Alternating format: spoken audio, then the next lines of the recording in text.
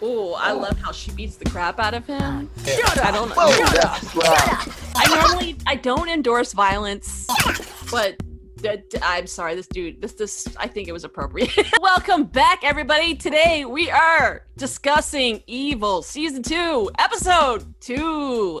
Yes, we're really excited. I am here with Justin and Devin.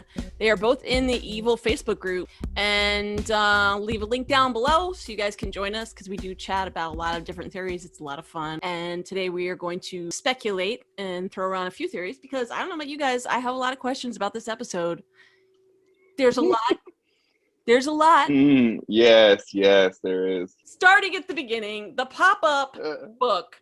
Terrifying things. A is for angel, and woo, that is a scary angel. It's got a sword and wings, and there's a man in front of it. Is that Michael? Well, I thought it was Michael at first, but Michael is a lot more terrifying than that thing in the book. Who's that man in front? It looks like the back of Leland's head. I honestly don't know what to make of that. And then we have a mock confession, like rehearsal confessions for David. I really thought for a second we were going to learn that David was married and beat his wife. When he started confessing to beating his wife, I was like, what is he talking about? He was never married, he had a fiance, what's going on, you know? It was just a schematic of what would you do in this situation? Yeah, he's practicing. I think he wanted a real confession. I guess they're discussing, I don't know what this has to do with the story, but I feel like there's nothing that is unintentional in this show. So that's why I just wanted to. No, there isn't. And something that I didn't know until I looked it up after the episode is that when you go into the confession booth or box or whatever they call it, like you have confidentiality, same as with a therapist. And I didn't know that. So a woman comes to them and says that her husband Raymond thinks that he's spoken to. Influenced. Yes, by the archangel Michael. So this woman is concerned because he's giving all the money away, everything, including everything in their house. Our Zoom meeting is haunted. It's like a tornado is coming through your house. Okay, unfortunately, Devin had a technical issue. So we're going to try to get him on next week. Well, this woman has come to them, and her biggest issue is that her husband thinks he's being spoken to by the archangel Michael. They've sold all their belongings. Jesus does not want him to starve, okay? Someone comes to you and tells you to starve yourself. It's not Jesus. I would kind of disagree with that, but okay. I mean, well, there is fasting, but that's like different. I would disagree with the fact that he says that if you're told to starve by an angel or a demon, it's not God. But if you actually read the text of the Bible, it's like you hear an entirely different thing. I mean, Abraham told Isaac to kill his son, and it contradicts itself sometimes too. Constantly contradicts. Yeah, constantly. Yeah, it does, doesn't it? What? So the priest wants them to go and talk to him. In this next scene, they're at the wedding planner, and they're picking stuff out. Leland gets the call. Oh, why the hell did you make buttercream an option? Yeah, I love that. I just wonder if his call with David just pushed him over the edge and was like, now I'm going to break it off. Or was he planning this all along? I think he was planning this all along, but the call from David really pushed him over the edge. Like, he did it sooner than he was planning to do it. When he walks by the bride and groom, the cape topper, he grabs it and he stabs the wedding planner in the eye. I was like, no, that didn't happen. What's Cheryl gonna do? And then it cuts back because that was just his fantasy because he's a little coward. I think she knew he was evil. I really do. I gotta say that line that he just said about her ovaries upset me to the point where I had to stop it for like 10 minutes and just process what I heard, because I have never heard another human being be so hateful to somebody whom they claim to have loved. She doesn't act kind of the way you'd expect. No, she doesn't. Kind of looks at him like, ugh. I was really surprised that she didn't tell Kristen right away what happened. Yeah, she may have off screen. We don't know that. I think she's probably too embarrassed because I told you so, you know? Right. Yes. She's thinking to herself, I probably should have listened to her. So the next scene is the house where Raymond lives. It's a nice house. When the doors open, there's this light because you see a dark house, but then the door opens. It's very, very bright. So this guy is up on a not so stable painter's deck. The drawings are pretty cool, very detailed. I got goosebumps when I was looking at those. Yeah, They do look a little bit like aliens, but they don't look like nice angels. If I walked into a place that looked like that, I would be very creeped out. And there's nothing in their house. He sold all their belongings. He says that he's doing their work. What's their work? Their work is second bowl. Help me. yeah. They're coming for me. I love the way it's filmed. It flows very well. Yeah. The lighting and just everything you see on the walls. And it's very intentional. There's like an overexposure on their faces. And that would normally be corrected for a TV show, but it wasn't. Obviously it was done that way on purpose. Their faces are almost glowing. It's so bright in there. And yeah. It was something that was very well thought out. It wasn't like they vomited out something like, here you go. Yeah, no, they wanted to capture a very specific mood and look for that scene. So they go back to the priest, and their argument is that angels don't possess and haunt people. Remember that for when we go into the house. Yeah, remember that for later. At this point, David senses something is up with Kristen, and he follows her out, and he asks her, "Is something going on?" Then we cut to David jogging, and he's actually talking on the phone with Ben. It's funny because Ben, they keep showing, is suspicious of something being up with her, and he kind of shoots them down on that and says, "Oh, no, it's fine. It might be the husband not being there." I thought that was really weird because normally Ben is honest with David about everything. Yeah, I thought that was weird too. They've been showing him looking suspicious. Maybe that wasn't even a discussion because this is all part of David's vision. Maybe it was a dream. Because he's known for hurting himself so that God will talk to him. Yeah, that's why he was opening his wound and putting alcohol on it so it would sting last week. Oh my God, that hurts my scars too. Yeah. This thing is not looking like it's a good creature. That thing looks like the Mothman on crack. Is it speaking Latin or Aramaic? I personally think it's Aramaic, but I want to get your opinion on that. Yeah, I'm not sure. Okay, it doesn't specify. It says speaks foreign language. And then he brings out the bowl. I guess that's the second bowl. It also looks alien. He asks, "Are you the archangel?" And the squishing. The caption says squishing. That's what it says. Squish. Wow. David wakes up, water splashes, and this nun is cleaning up right around his head. I love this character. Which means he must have thrown up, I think. Because why else would she be mopping in there? Yeah. I like this character so much, I have to tell you. Did we see nuns last season? We did not, no. I agree. I really love this new character, yes. Yeah. But what I thought was really weird is that when he went down the hall chasing the nun, he was asked by this other nun, what's the nun you're looking for? Right. And he said, I don't know names. Yeah. And I'm like, if you're studying to be a priest, you should know names, right? Yeah. But I can tell you that actress that played the nun has had parts in The Good Wife and The Good Fight, other creations of Robert and Michelle King. She tells him not to harm himself because he'll kill himself and it's not going to get him anywhere. So then he goes chasing after her. I really questioned whether she was real or not because, David sees and talks to things like, what are these conversations he may or may not have been having with Leland? I like her. She's very, very New York, very straightforward. Straightforward, like, you don't want to do that. I'm thinking that maybe she did it at one point, too. Well, she's obviously older, so she has experience. She shows him the app that has the metronome. That does work. It's syncing up with your heart because I've actually used it to help me sleep at one point when the pandemic first started, and it really does help you relax. When he says he has a friend, is he talking about the vision that he has with Kristen? Yes, but you know that if you go back to the end of season 1 and then you go back to that vision, you'll notice that she never actually got to the devil all the way. Right. She says pain is for tourists. What is that?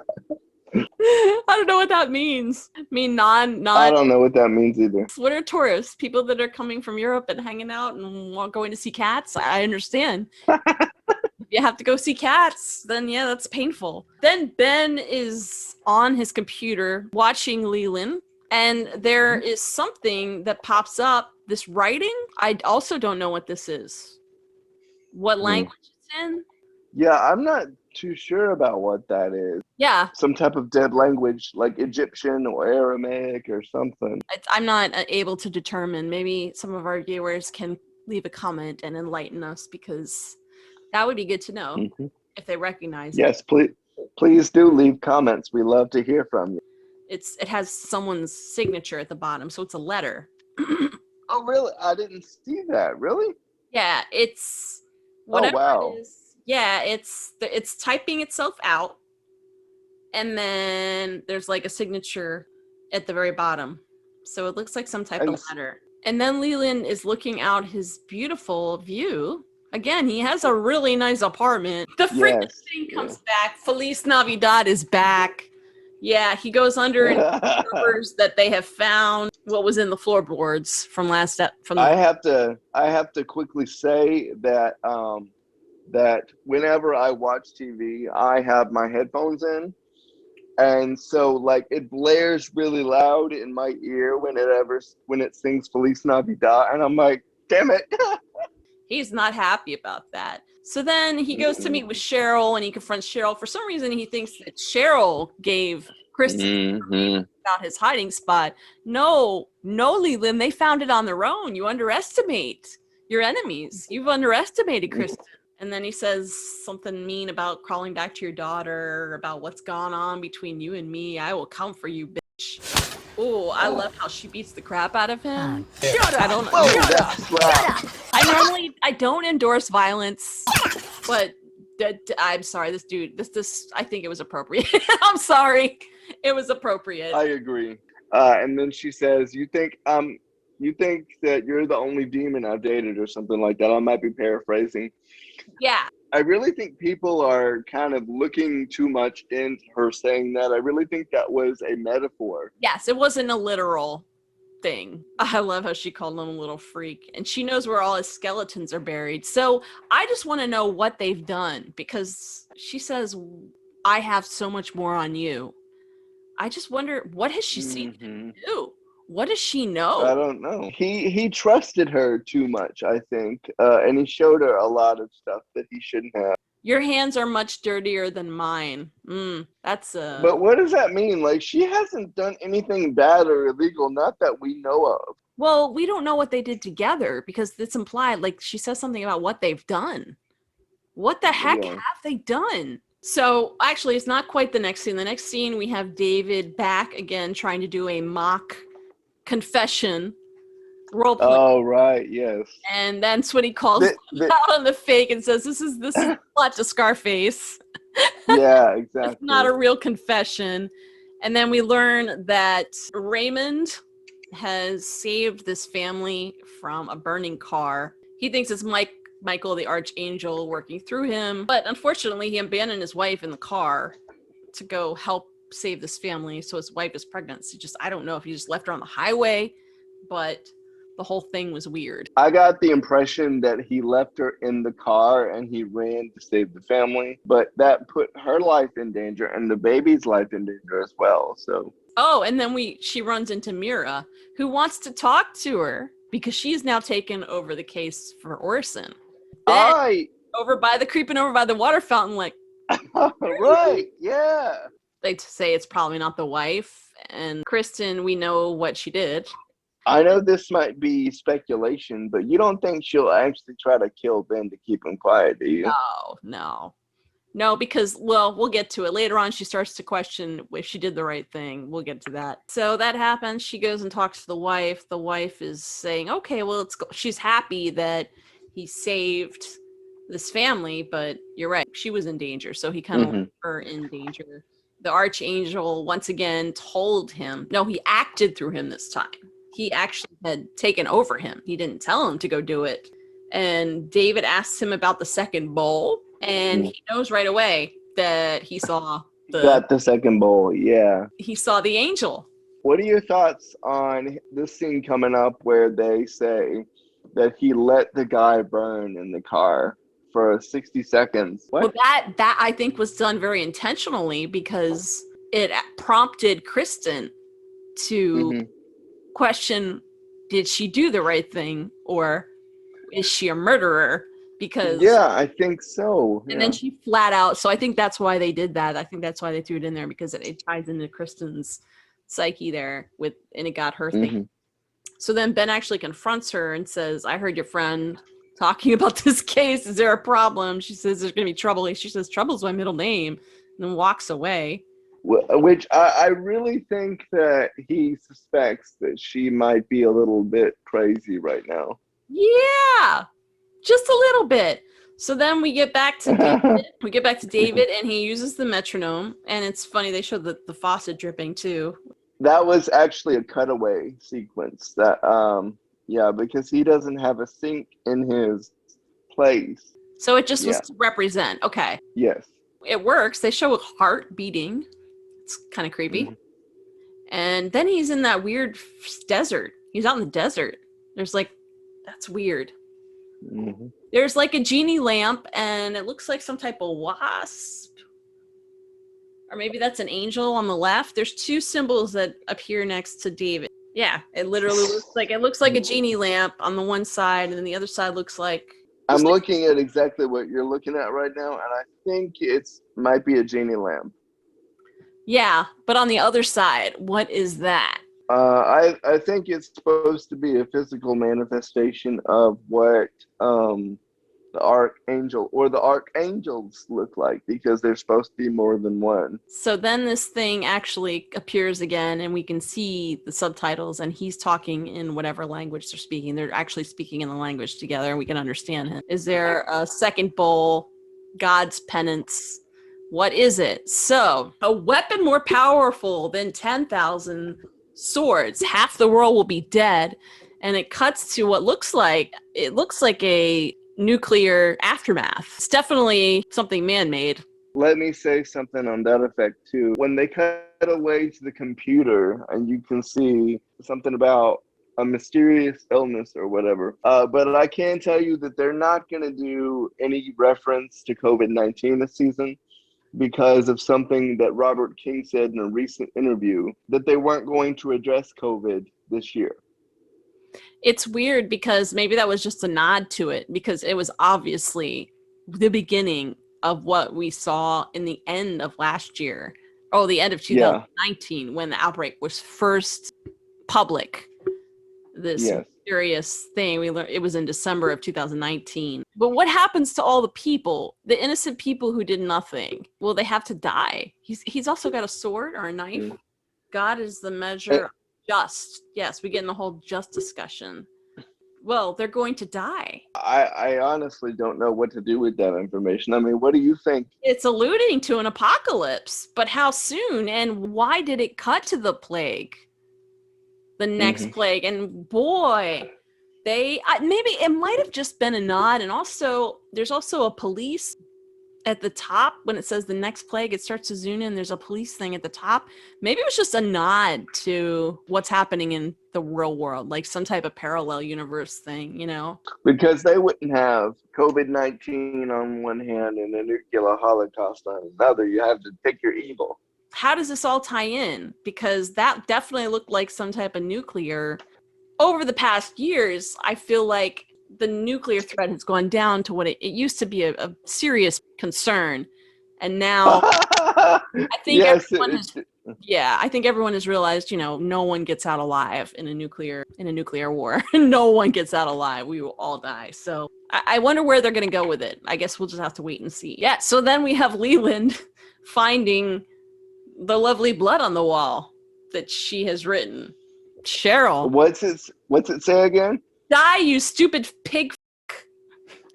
And he's laughing. And do you think she used her own blood for that, or what? I don't know. He has to taste it. Gross. But he tastes it. And when we get further into the episode, I have a reference to make when he's at her front door, when he goes like, "It tastes like you," and I'm like, oh my God. So we cut back to, I guess Kristen has gone to evaluate Raymond. Yeah. But this is where apparently the archangel has taken over his body and is answering for Raymond. That's right. She asks, "You're Michael." And then there's that little square behind his ear that we find out might be the source of his psychosis, because it's this drug to keep Mm-hmm. from getting vertigo. It can have some side effects if it's not regulated. He can hallucinate. That's a logical explanation as to why he might think an angel is talking to him. Yeah, but that also doesn't explain why David saw the angel too. And the final bowl, he will blow the final trumpet. That is Gabriel. See, to me, that sounds like the devil. And then it cuts away again to what looks like a nuclear aftermath, and it's even worse. It's definitely bombs and things, and we see ashes, and the sky is red. The signal for all the bowls to be poured out. That could mean a whole other thing. Talking about bowls. There are 10 righteous people. God didn't think Which so. I didn't really understand the 10 righteous people thing. Where did that come from? Am I missing something from the Bible there? I've read the Quran, the Christian Bible, the scripts of the Jewish religions, and I honestly can't tell you. I don't remember anything about what they're referencing here. It's a whole lot to remember. Yeah. When Abraham asked God, he said he would not destroy Sodom. But they do acknowledge that he's dangerous and he is suffering from some type of overdose from whatever that stuff is, that drug. But like you said, it's the connection to David can't be coincidental. It makes that patch theory moot, though, you know? We have Kristen's cop friend coming to visit her, and the first thing she does is look at her murder weapon on the wall. She's completely paranoid. Like, oh my God, they're coming for me. They're on to me. Oh, she's starting to get stressed. But that they actually want to talk to her about Raymond. And this is when the train... Is this when the train should? Yes. Okay. Yes. What do you think about the theory about whenever Kristen gets paranoid or nervous, the train passes over? I think that's legit. It's really? Yeah. It happened right when she was paranoid. But I was just watching the first couple of episodes of season 1 with my parents, and I just realized there were a couple of moments where the train passed where she wasn't nervous or paranoid, where she had the birthday party with her girls. That's right. Yeah, so I think it might just be pure coincidence. It could be. Maybe it slowly became that way. Maybe it wasn't that way in the beginning, but it's that way now. Either way, her detective friend comes to visit her and asks her about Raymond, mentions about the burning man, that Raymond let this guy burn for a minute before. Oh my God, that really got to me there. Because I was like, well, why did he let him burn?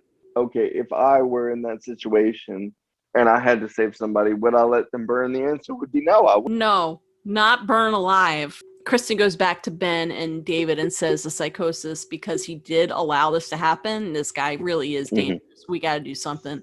They go back to talk to him. The reason why he let him burn was to give him a taste of what it was like to burn, because he was being inappropriate with his niece. The guy's a P word. So somehow he's justified, or this is where it comes into whether something is just or not. Yes. Does he deserve to be burned alive? Well, this will make him judge, jury, and executioner. Getting into the whole next debate, this is really starting to weigh on Kristen and, choosing peacefulness. Are you defending what he did? Ben asks. No, I'm just saying God's logic isn't ours. But in fairness, to be fair, we don't know that for sure. Right, exactly. We had no evidence to the fact. So this whole gets Kristen, the wheels start turning in her head, thinking, well, was I justified in what I did? Was it murder? Was that okay? In my view, and I might, I welcome our commenters and our viewers to tell me differently if they have a different opinion. But he did threaten her daughters. So he said, I'm going to call the police, and when they take you away, I'm going to go there and I'm going to kill your daughters. And so that was a threat. That was an actionable threat right there. So in my opinion, she did have the right to protect herself. Do you think there could be a just murder? specifically what she said. You said the violence is justified, right? So if someone is threatening to kill you, Ben is just like over there going, "Oh no, I know what's going on. Oh no." It's like, you can see him. He's like, he knows. We know he knows. If it's the only way to stop a killer, anything beyond that is murder. And then it goes back to Kristen, and she doesn't look happy with that. She does not look happy. She starts to think, was there another way? And then they ask her, why are you asking me this? And then it cuts away. Oh, we got that very, very short cutaway to him crawling on the ground and her behind him. Like, you only see, like, from the waist down. But, yeah, I wonder if we're going to see more of that. I wonder if we're going to see this by the actual what happened. They're going to show us what happened. Oh, I think so. I think so. Because, like, we saw LaRue's killings in season 1, episode 1, where he cut the throats of the wife and the husband, and then he killed the children. They showed all that stuff, so I don't see why they wouldn't show LaRue's murder. But this is Kristen. This is like our main girl. Like, it's So then they get interrupted because the woman, Raymond's wife, Ashley, wants to meet with Kristen and wants to talk to her because she wants to get out. She realizes this is a bad situation. It's just very sad at this point because of what ensues later on. And if I were her, I would have gotten out immediately. Yeah. I wouldn't have even went back to the house. Yeah. Well, it's so easy to say that, but like when you're in that situation, it's not so easy to do, So then we cut back to Leland trying to butter up to Cheryl again. He rings the door. Oh, I love it. I love this scene. The comment, you want to comment about the taste, the blood, just like yours? Yeah. Oh, it tastes like you. And I'm like, oh my God, no. Ew. She says, I've got more on you than you have on me, and you're trying to neutralize me? Bye. And he looks a little bit defeated. Kristen, Ben, and David go back to the priest. They're a little bit concerned about the wife, so I think the priest says he wants to meet him. And then, well, they kind of break it to him. Oh, that he has to do the confession with Leland. Oh my God. Then he has to do a confession with Leland, which is just, that was hard to watch. When he was confessing to David, I broke down in tears when he started talking about Julia. It was rough.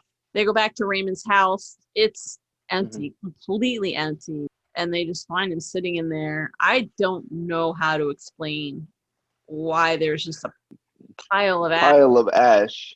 Did he cremate her then? I don't know. How would he do that? That's a lot of ashes. Usually it's just like an urn, right? And the husband said she turned back because like something that she wouldn't accept it or whatever. And I'm just thinking that maybe she turned to salt. So he didn't do that. Maybe the archangel did it. And then they don't explain this. Is it salt? I don't know anything.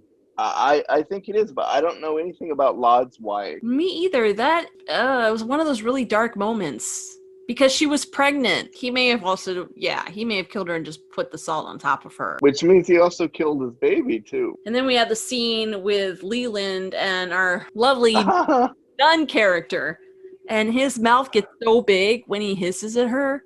Oh my God, he's like, his mouth, like it's so small, and I don't know if they CGI'd it or he really actually made his mouth that big, but she says he smells bad, and that's just wonderful.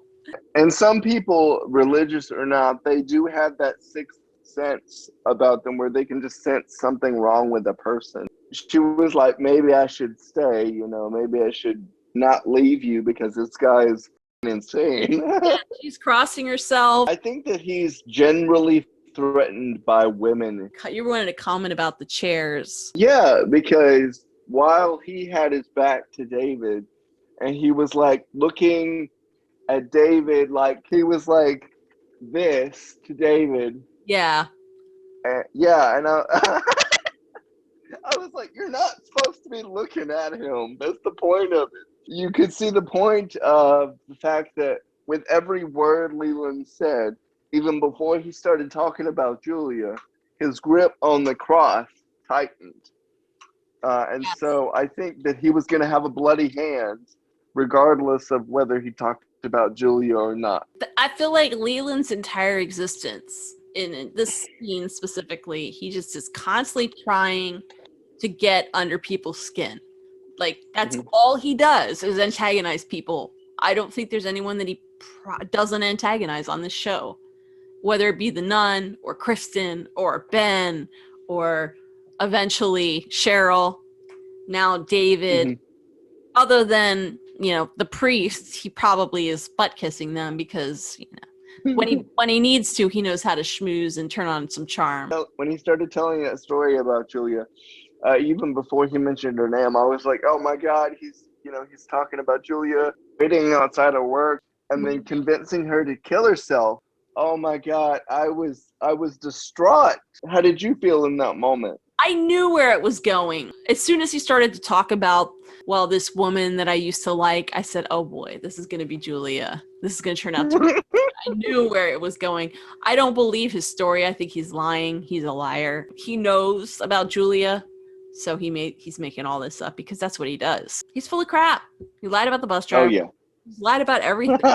It really did get to David, though. I would have just left the room. I would have said, I'm sorry. You're forgiven. Bye. David said, okay, 3 Hail Marys and 2 Our Fathers. What the fuck does that mean? I don't know.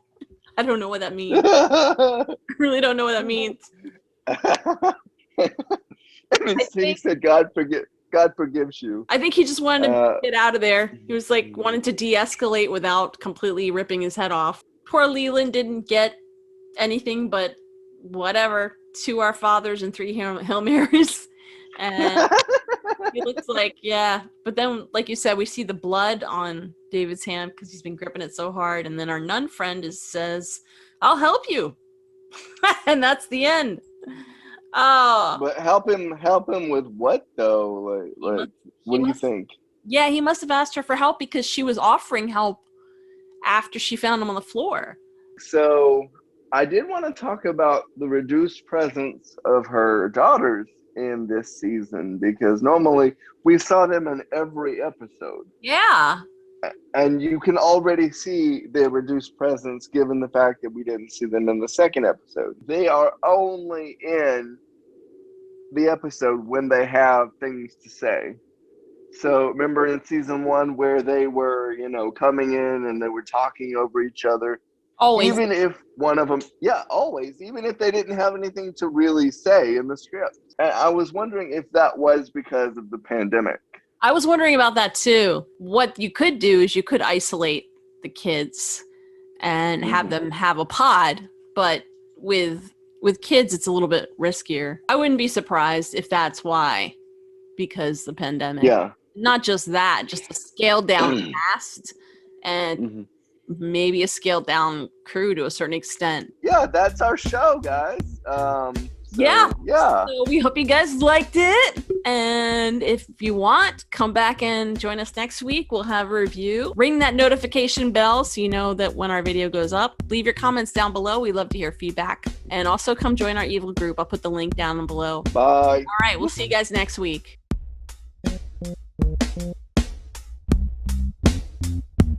Oh.